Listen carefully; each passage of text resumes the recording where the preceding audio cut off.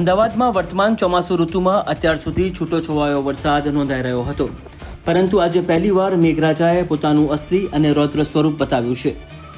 આજે અમદાવાદ શહેર પર આકાશમાંથી જાણે આફત વરસી હોય તેમ સાંબેલાધાર અને મુસળધાર વરસાદ ખાબક્યો છે. માત્ર થોડાક જ કલાક વરસેલા ભારે વરસાદને કારણે સમગ્ર અમદાવાદ શહેર પાણી થઈ ગયું છે.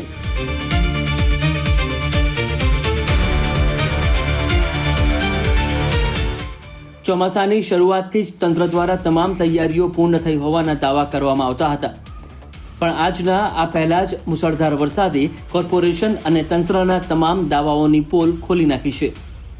આજના ઓવરઓલ વરસાદની વાત કરીએ તો શહેરના પૂર્વ અને પશ્ચિમ બંને ઝોનમાં સાર્વત્રિક અને ધોધમાર વરસાદ નોંધાયો છે. ટૂંકા સમયમાં વરસેલા આટલા ભારે વરસાદને કારણે શહેરના મુખ્ય માર્ગો, સોસાયટીઓ અને નીચાણવાળા વિસ્તારોમાં નદીઓ વહેતી હોય તેવા દ્રશ્યો સર્જાયા હતા.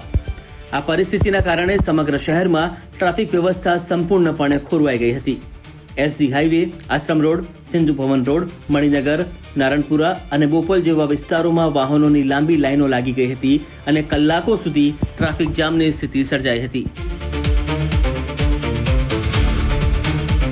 વરસાદની ભયાનક તીવ્રતાને કારણે સુરક્ષાના ભાગરૂપે અખબારનગર અંડરપાસ, પરિમલ અંડરપાસ અને શાહીબાગ અંડરપાસને વાહનોની અવરજવર માટે સંપૂર્ણપણે બંધ કરી દેવાની ફરજ પડી હતી. ઉપરવાસમાંથી પાણીની ભારે આવક થતા વાસણા બેરેજના 15 દરવાજા ખોલી દેવા પડ્યા હતા. શહેરના પોશ ગણાતા સિંધુ ભવન રોડ પર તાજ હોટલ પાસે ચારેય તરફ માત્ર પાણી જ પાણી નજરે પડતું હતું. YMCA 4 રસ્તા, દાણીલીમડા, લો ગાર્ડન, જુહાપુરા, વિજલપુર, સરખેજ અને હાટકેશ્વર સર્કલ જેવા વિસ્તારો બેટમાં ફેરવાઈ ગયા હતા. હાટકેશ્વરમાં તો વિવાદિત ઓવરબ્રિજ તોડી પડાયા બાદ પણ પાણી ભરાવાની સમસ્યા યથાવત રહી છે. આજના આ જળબંબાકાર અને ટ્રાફિક જામની સૌથી મોટી અસર સામાન્ય જનજીવન પર પડી. શાળા અને કોલેજથી ઘરે પરત ફરી રહેલા હજારો વિદ્યાર્થીઓ રસ્તા પર અટવાઈ ગયા હતા. બસો અને ખાનગી વાહનો પાણીમાં બંધ થઈ જતા વિદ્યાર્થીઓ અને વાલીઓ ભારે મુશ્કેલીમાં મુકાયા. સવારે ઓફિસ જવા નોકરિયાત વર્ગના લોકો કલાકો સુધી ટ્રાફિક જામમાં ફસાયેલા રહ્યા. રસ્તાઓ પર પાણી એટલા વહ્યા કે 2 વ્હીલર વાહનો બંધ પડી રહ્યા હતા અને લોકો પોતાના વાહનો ધકેલવા મજબૂર બન્યા. સ્થિતિ કેટલી ગંભીર હતી તેનો અંદાજો એ વાત પરથી લગાવી શકાય છે કે શહેરમાં સર્જાયેલા આ ભારે ટ્રાફિક જામમાંથી VIP વાહનો પણ બચી શક્યા ન હતા. એક તબક્કે તો રાજ્યના મુખ્યમંત્રીનો કાફલો પણ ટ્રાફિક જામમાં ફસાયો હોવાના દ્રશ્યો સામે આવ્યા. સુરક્ષા અને પ્રોટોકોલ હોવા છતાં VIP રૂટ પર પણ પાણી ભરાવાને કારણે કાફલાની ઝડપ થંભી ગઈ હતી. જો મુખ્યમંત્રીનો કાફલો પણ રસ્તા પર અટવાઈ જતો હોય તો અમદાવાદના સામાન્ય નાગરિકોની સ્થિતિ કેટલી કફોડી બની હશે તેનો અંદાજ સરળતાથી લગાવી શકાય છે. આવી સ્થિતિમાં મદદ અને બચાવની જેની પ્રથમ ફરજ બને છે એ કોર્પોરેશનનું તંત્ર અને અધિકારીઓ તો ક્યાંય ન દેખાયા, પરંતુ લોકોની મદદે પોલીસ કર્મીઓ રોડ પર પલળતા જોવા મળી રહ્યા હતા. શાહીબાગ પોલીસ સ્ટેશનના જવાનોએ ફ્રૂટની લારી સાથે ઘૂંટણસમા પાણીમાં ફસાયેલી એક મહિલાને સુરક્ષિત બહાર કાઢી હતી. સરખેજ LJ કોલેજ પાસે પાણીમાં અટવાયેલા વિદ્યાર્થીઓને સરખેજ પોલીસ સ્ટેશનની કોર્ટ ટીમે રેસ્ક્યુ કરીને સલામત બસ સ્ટેન્ડ સુધી પહોંચાડ્યા હતા. અમરાઈવાડી પોલીસ સ્ટેશનની ટીમે વૃક્ષો નીચે વરસાદમાં પલળી રહેલી 3 વિદ્યાર્થીનીઓને સરકારી વાહનમાં બેસાડીને તેમના ઘરે ડ્રોપ કરી હતી. દાણીલીમડા અને A1 સ્કૂલના નાના બાળકોને પણ પોલીસ કર્મીઓએ સહી સલામત રીતે ઘરે પહોંચાડ્યા હતા. રખિયાલ અજીત મિલ પાસે અટવાયેલી એક વિદ્યાર્થીનીને પોલીસે પોતાની વાનમાં બેસાડીને ઘરે પહોંચાડી હતી. તો બીજી તરફ જમાલપુર ફૂર બજાર પાસે કારમાં બેસેલી એક મહિલાની તબિયત અચાનક લથડતા ભયાનક ટ્રાફિક જામ વચ્ચે પણ PCR 40ના જવાનોએ ગ્રીન કોરિડોર જેવું પાયલોટિંગ આપીને મહિલાને સમયસર VS હોસ્પિટલની ઇમરજન્સીમાં પહોંચાડીને તેનો જીવ બચાવ્યો હતો.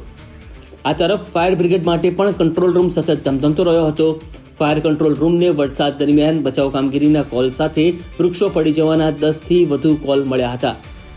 ચંડોળા પાસે સાબિદા હોટલ નજીક વિશાળકાય વૃક્ષ ધરાશાયી થયું હતું.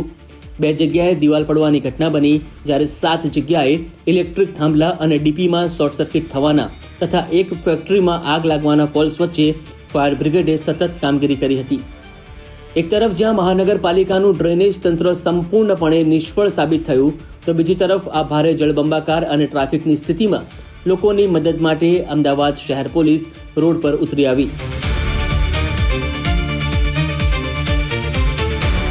સ્થાનિક પોલીસ અને ટ્રાફિક પોલીસના જવાનોએ મુશળધાર વરસાદ વચ્ચે રસ્તા પર ઉતરીને ટ્રાફિક ક્લિયર કરાવવાનું અને બંધ પડેલા વાહનોને ખસેડવાનું કામ શરૂ કર્યું.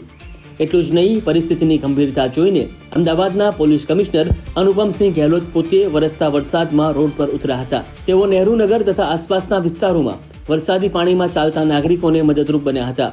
તેમની સાથે અન્ય જેસીપી અને ડીસીપી કક્ષાના સિનિયર પોલીસ અધિકારીઓ પણ અલગ અલગ પોઈન્ટ પર રસ્તા પર તૈનાત દેખાયા. હવે અહીં સૌથી મોટો અને ગંભીર પ્રશ્ન અમદાવાદ મહાનગરપાલિકા એટલે કે એએમસીની કામગીરી પર ઊભો થાય છે. દર વર્ષે ચોમાસું શરૂ થાય તે પહેલા એએમસી દ્વારા પ્રી મોન્સૂન કામગીરીના નામે કરોડો રૂપિયાનું બજેટ ફાળવવામાં આવે છે. નાળાઓની સફાઈ, ડ્રેનેજ લાઇનોનું નવીનીકરણ અને વોટર લાઇન રિપેરિંગ માટે મોટી રકમો કાગળ પર મંજૂર કરવામાં આવે છે. પરંતુ સવાલ એ થાય છે કે દર વર્ષે ફળવાતું આ કરોડો રૂપિયાનું પ્રી મોન્સૂન બજેટ આખરે જાય છે ક્યાં? જો બજેટનો ઉપયોગ યોગ્ય રીતે થયો હોત અને પ્રી મોન્સૂન કામગીરી માત્ર કાગળ પર ન થઈ હોત તો સિઝનના માત્ર એક જ મુશળધાર વરસાદમાં સમગ્ર શહેર આમ પાણીમાં ગરકાવ ના થયું હોત. ડ્રેનેજ લાઇનો અને ગટરના નાળા પહેલા જ વરસાદમાં કેમ ઉભરાવા લાગ્યા? શા માટે પાણીના નિકાલની યોગ્ય વ્યવસ્થા ગોઠવવામાં આવી નથી? કરોડો રૂપિયા ખર્ચવા છતાં જો થોડા કલાકના વરસાદમાં આખું શહેર ઠપ થઈ જતું હોય અને પોલીસ અધિકારીઓએ રોડ પર આવીને વ્યવસ્થા સંભાળવી પડતી હોય તો એએમસીના અધિકારીઓ અને પદાધિકારીઓની જવાબદારી કેમ નક્કી કરવામાં નથી આવતી? આજના આ સાંબેલાધાર વરસાદે માત્ર રસ્તાઓ પર પાણી નથી ભર્યા, પરંતુ એએમસીની નિષ્ફળતા અને વહીવટી તંત્રની પોલ પણ છતી કરી દીધી છે. આવનારા દિવસોમાં જો વધુ વરસાદ વરસશે તો અમદાવાદની સ્થિતિ વધુ વણસી શકે છે. હવે જોવાનું એ રહેશે કે આજના આ જળબંબાકાર અને વિરોધ બાદ એએમસીનું તંત્ર ઊંઘમાંથી જાગશે કે પછી અમદાવાદીઓએ આખી સિઝન આ જ રીતે હાલાકી ભોગવવી પડશે. Bureau report, offbeat stories.